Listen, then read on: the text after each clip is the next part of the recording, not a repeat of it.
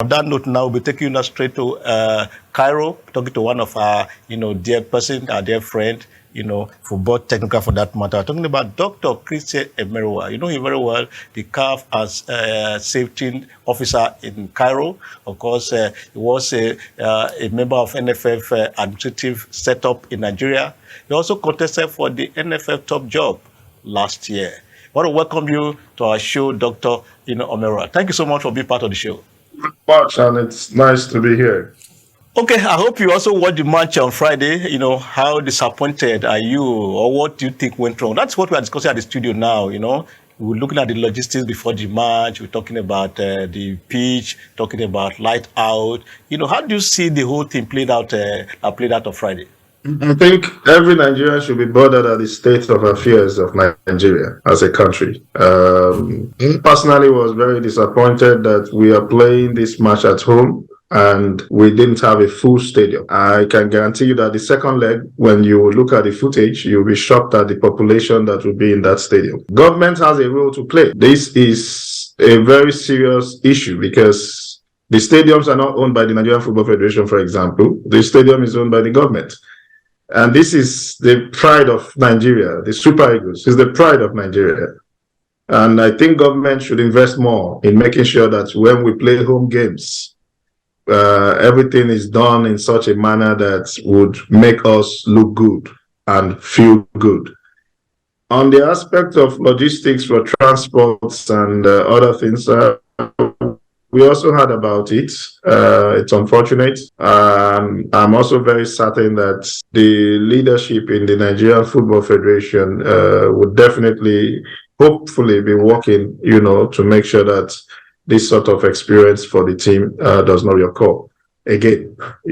I'm sure there will be some people who have to answer some questions as to why these things actually panned out the way it did. But having said that, again, whenever the national team is playing, I think the government needs to play more roles. There's nothing stopping Nigeria as a country investing in getting buses to bring people to the stadium from the hinterlands of Abuja to come and support the Super Eagles. I felt very disappointed in this. When the Eagles are playing and you have a 60,000 capacity stadium full, the feeling is different. The atmosphere is different.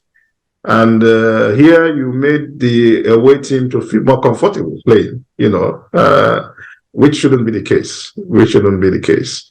And of course, other things that surrounds the organization of the match, like little things that we observed, like electricity, power, and so on. These things needs to really be fixed so that we can have a very good experience when we host such matches. Doctor, you once worked at the NFF Secretariat. I remember at a point you were also a PA to the Secretary General. Everybody talking about administration in Nigeria. What do you think is the problem with that glass house?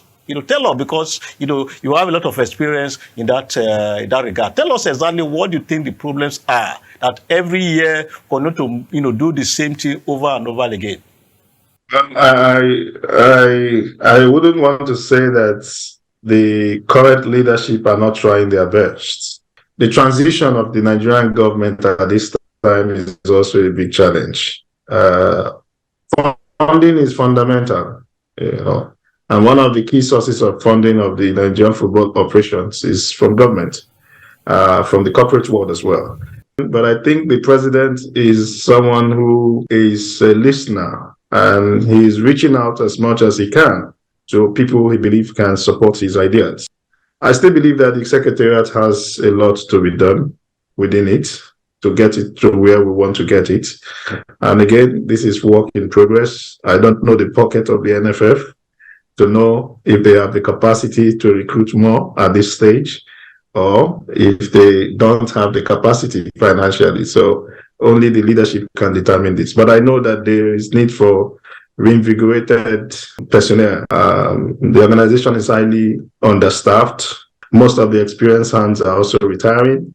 Not that they are leaving as a result of brain drain, but they're getting to their retirement stage and they're retiring honorably. So there's needs to fill in those gaps. All right, before we leave you, Doctor, you contested for the NFF top job last year. Are you still interested? What are your plans? Are you still coming back someday? Tell us. As I did say during my campaign, that I was not looking for a job. I already have a job.